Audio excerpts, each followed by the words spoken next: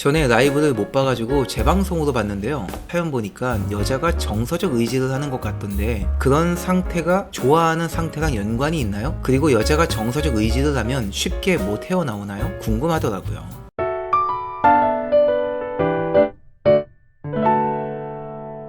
일단은 좋아한다는 감정이 만들어지는 원리에 대한 이야기를 잠깐만 해볼까요, 우리가? 관심이 없는데요? 라고 해도 들어보세요. 관심이 생길 겁니다. 제가 생각하는 좋아함이라는 감정이 생기는 원리는 크게 4가지 단계로 이루어집니다. 그 사람에 대한 궁금함이 호기심이 되고, 호기심이 호감이 되고, 호감이 좋아함으로 변한다. 이렇게 저는 판단을 합니다. 그래서 이 4가지 단계라고 생각을 합니다. 이 좋아한다는 감정이 우리가 갖고 있는 어떤 기준들에 딱 맞아 떨어지는 그런 사람과 대상을 봤을 때 좋아한다라고 생각을 하기 마련이거든요. 물론 그런 경우도 있어요. 내가 분명하게 뭘 좋아하는지를 알고 있는 경우라면.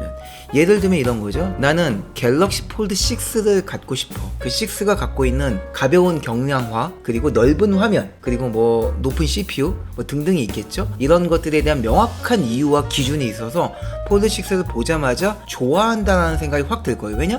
그런 기능을 그대로 갖고 있잖아요. 그 기능을, 내가 원하는 기능을 가볍고, 그리고 넓은 화면을 보여주고 높은 CPU로 빠듯빠듯하게 돌아간단 말이에요. 그게 이제 뭐 소유욕인지 뭔지 표현하기는 어렵지만 통칭 우린 걸 좋아한다라고 표현하죠. 그런데 대부분의 사람들은 내가 어떤 사람을 볼 때 난 이런 사람이 좋다라는 기준이 명확하지 않다는 거예요. 당신은 이상형이 뭐예요? 라고 물어보면 대부분 대화가 잘 통하는 사람, 예쁘면 좋고요, 그리고 말할 때 좀 재밌는 사람 좋아요, 이런 식으로 얘기를 한다는 거죠. 물론 그 정도만 얘기해도 꽤나 기준이 있다고 생각을 해요. 요 정도 기준만 갖고 있어도 어느 정도 내가 어떤 사람을 봤을 때 좋아한다라는 정의를 내릴 수는 있을 겁니다. 근데 되게 웃긴 건 뭔지 알아요? 이마저도 바뀌어요. 내가 가지고 있는 정서가 바뀌잖아요. 그게 어떤 유행의 흐름에 내가 바뀐 걸 수도 있겠고, 내 개념이 바뀐 걸 수도 있겠죠. 뭐 한 10년 전, 5년 전에는 키 작고 귀엽고 막 그런 박보영 같은 스타일을 내가 되게 좋아했어. 그런 게 인기가 끌어서. 근데 요즘은 섹시하고 도발적이고 그러면서 막 여리여리한 그런 아이돌을 선호하게 된단 말이에요. 내가 그런 거 좋아하게 돼. 이건 유행 때문에? 이럴 수도 있겠죠. 내 취향이라는 게 한결같진 않잖아요. 계속 바뀐단 말이에요. 그래서 그걸 어느샌가 내가 느껴버리면은 나 이런 스타일을 좋아하는 줄 알았는데 아니었네? 이렇게 되는 경우도 있어요. 그래서 내가 좋아하는 게 뭔지 혼란스러운 경우가 너무 많다는 거예요. 그래서 제가 드리는 얘기가, 항상 하는 얘기가, 내가 뭘 좋아하는지에 대한 기준을 늘 생각하라고. 연애를 잘하려면 어떤 이성을 좋아하는지 그걸 늘 생각하고 바뀔 거 아니에요. 바뀌는 걸 계속 끊없이 업데이트를 해야 돼요. 그게 오늘 내일이 바뀌면 안 되겠죠. 사람이 그렇게 하루아침에 취향이 계속 바뀌면은 너무 줏대가 없는 거죠. 흔히 말해 금사빠가 될 확률이 높겠지만 그게 아니라 뭐 1년, 2년, 뭐 3년 주기로 바뀔 수는 있잖아요. 왜냐? 나의 삶이 바뀌니까. 내가 매일매일 일을 하거나 혹은 내가 어떤 연애 경험을 통해 대화할 때 이런 식으로 말하는 사람하고는 나는 좀 안 맞는구나 라는 걸 깨달아서 내 기준이 바뀔 수도 있잖아요. 근데 그걸 생각을 안 하고 그냥 헤어졌네. 그러니까 이젠 연애 안 해 하고 있다가 또 한 3개월 6개월 지나고 외로워져서 누구 만나고 싶다. 외모에 대한 기준은 크게 바뀌지 않아서 예쁘다 해서 만났는데 대화가 안 통하는 거에 대한 기준이 업데이트가 되지 않고 그냥 사귀고 나서 좀 지내다가 얘도 이러네, 나 이런 애 또 만났네 하고 또 힘든 연애를 하는 경우가 부지기수예요. 남자든 여자든. 그래서 연애를 하는 거는 사실 문제가 안 돼요. 제가 제 방송에 되게 자주 하는 얘기지만 연애 자체를 성공하는 건 너무 쉬워요. 내가 기준이 있는 척만 하면 돼요. 나 이런 거 좋아해? 나 이런 건 싫더라고. 이렇게 별거 아닌 거, 아주 사소한 것들에 대한 호불호만 이야기해도 연애를 할 수 있어요. 왜냐? 되게 강단 있어 보이고 뭔가 자기가 원하는 게 뚜렷해 보이거든요. 근데 장기 연애를 하려면 이렇게 척을 해서만은 안 돼요. 그게 정말로 가지고 있어야 돼요. 사소한 것부터 무겁고 진지하고 커다란 것까지 내 인생이 좌우되는 그런 기준까지 가지고 있어야 돼요. 자, 이야기가 좀 많이 벗어나고 길어졌죠? 다시 원점으로 돌아올게요. 아까 좋아함이라는 이 개념에 대해서 이야기를 한다고 했잖아요. 제가 이런 얘기를 왜 했느냐, 우리는 내가 뭘 좋아하는지를 모른다는 얘기를 하려고 했던 거예요. 뭘 좋아하는지 모르기 때문에 우리는 어떤 사람들이 끌리느냐, 자기가 뭘 좋아하는지를 분명히 알고 있는 사람에게 굉장히 끌립니다. 왜냐, 내가 갖고 있지 못한 부분이기 때문에 그런 사람을 봤을 때 의지가 되는 거예요. 얘는 원하는 게 분명히 있네. 저 사람과 같이 있으면 나도 원하는 걸 찾을 수 있을 것 같다라는 무의식적인 생각을 하거든요. 그래서 정서적 의존이 되는 거예요. 그 사연이 어떤 건지 제가 기억은 안 나요. 그래서 무슨 사연인지는 모르겠지만 여자가 정서적 의지를 한다는 건 아마도 그 남자분이 호불호를 이야기해서 뭔가 본인이 원하는 기준이 분명히 서 있는 것 같은 모습을 여자에게 보여줬기 때문이었을 거예요. 그러니까 이 여자가 이 남자에게 그런 정서적 의존을 하게 되는 거죠. 이 남자와 함께 있으면 내가 원하는 걸 찾을 수도 있을 것 같고, 그러지 못하더라도 저 사람의 분명한 그런 가치관, 기준을 통해서 나의 삶도 뭔가 안정된 미래가 보장될 것 같다라는 그런 무의식적인 끌림이라는 게 생기거든요. 그래서 그런 일들이 생긴다고 보시면 되겠습니다. 자, 이 얘기를 해드렸으니 이제 쓰셨던 나머지 질문들의 대답은 별로 할 필요가 없을 겁니다. 그런 상태가 좋아하는 상태랑 연관이 있나요? 자, 궁금할 필요가 없죠. 왜냐? 좋아하는 것과 의존한다는 거의 개념이 어떤 차이가 있는지를 지금 이야기를 통해서 모호하지만 좀 느꼈을 거예요. 관련이 깊게 있는 것 같으면서도 전혀 다른 감정 같기도 하죠. 하지만 배제할 수는 없다는 거예요. 그래서 우리가 내가 이 사람에게 의존하는 게 좋아하는 건가?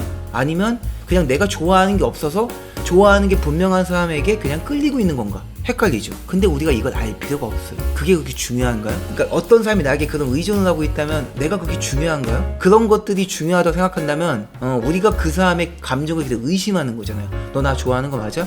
괜히 나한테 의존하는 거 아니야? 너의 마음을 잘 한번 생각해봐. 네가 나를 좋아하는 게 아닐 수도 있어. 너의 마음을 잘 확인해봐. 이래서 나한테 득될 게 있나요? 내가 이 관계에서 얻고자 하는 게 있을 거 아니에요. 예를 들면은 즐거운 데이트? 아니면 예쁜 여자와 함께 친구들을 만날 때 조금 어깨가 으쓱해지는 그런 남자로서의 뭔가 그런 존재가치의 느낌들? 이런 것도 있겠고, 아니면 뭐 결혼? 혹은 아이를 낳는 거, 가정을 꾸리는 거, 뭐 성욕도 있겠고, 뭐 여러 가지가 있겠죠. 그걸 충만하면 되는데, 그걸 충만하기 위해서 근원적인 여자의 진심을 알아본다, 이게 그렇게 큰 의미가 있냐는 거예요. 결국 그 진심을 물어보는 것도 변하지 않는 이 여자의 마음을 원하는 거잖아요. 내 옆에 계속 붙어 있을까 없을까. 그러면 이 정서적 의존을 통해 우리가 그걸 붙잡으면 되는 거지, 굳이 마음을 물어볼 필요는 없는 거고. 자, 점점 이야기가 메비우스의 띠 같죠? 뭐가 먼저인지 아닌지 참 구분이 모호하죠. 그러니 관련이 있지만 굳이 깊게 생각할 필요가 없는 거예요. 그냥 이 사람이 나에게 정서적 의존을 하느냐, 그러면 된 거예요. 저 마음이 진짜 날 좋아하는 건지 이걸 궁금해할 필요가 없다는 거죠. 우리는 그 의존성을 통해 이 관계가 견고해진다는 걸 알고 있고, 그리고 그로 인해 내가 이 관계를 통해서 얻고자 하는 나의 욕구가 충족을 할 수 있는 그런 분위기를 만들고 있느냐, 그런 분위기가 되었느냐, 이것만 생각하면 되는 거예요. 결국 상대방이 진심 어린 감정, 진심을 내가 이 남자가 궁금해하게 된다는 건 내가 가지고 있는, 그러니까 이 여자가 나에게 정서적 의존하는 것들이 시간이 지나 사그라들면 어떡하나라는 불안감을 갖고 있기 때문에 생기는 거예요. 결국에는 통칭해서 우리가 이걸 말하는 이제 매력이라고 이야기를 하는 거죠. 나라는 사람에 대한 매력에 대한 불확실성 때문인 거죠. 저 이성을 끌어당기는 나의 힘이 영원하지 않으면 어떡하지? 그게 언젠가 미천이 드러나면 이 사람이 날 떠나면 어떡하지? 라는 불안함을 갖고 있기 때문에 그래요. 근데 내가 그런 불안감이 없고 이성을 끌어당기는 나의 힘은 영원해. 절대 변하지 않아. 어떤 식으로든 나는 사람들, 이성을 끌어당기는 나의 이 힘을 유지할 수 있어. 돈이 없든 나이가 많든 혹은 뭐 집이 없든 차가 별거 없든 상관없어. 어떤 식으로든 나는 그런 힘을 키울 거야. 가지고 있고 가능해 라는 확신을 갖고 있다면 사실 그런 불안감을 가질 필요가 없는 거죠. 그럼 저 사람이 날 진심으로 좋아하냐 안 좋아하냐를 우린 궁금할 필요가 없는 거예요. 당연히 좋아하겠지. 정서적 의존을 한다는 게 고로 나를 진짜 좋아한다 라는 것들로 통칭해서 생각을 해버릴 테니까요. 그래서 이거를 어떤 사람은 사랑이란 감정은 없어, 그냥 정서적 의존 관계일 뿐이야 라고 말하는 사람도 있고, 어떤 사람은 그게 진짜 진정한 사랑이야. 아무것도 바라는 거 없이 그 사람이 뭘 가지고 있든 돈이 없든 직업이 없어도 그 사람을 믿고 따르는 거, 이게 진정한 사랑이야. 이걸 사랑이라 말하기도 하고. 뭐가 맞는지 구분할 수 있어요? 이건 틀렸고 이건 아니고 이렇게 정의할 수 있어요? 아니요. 밀접한 관련이 있기 때문에 그래요. 표현의 방식의 차이라고 생각을 합니다.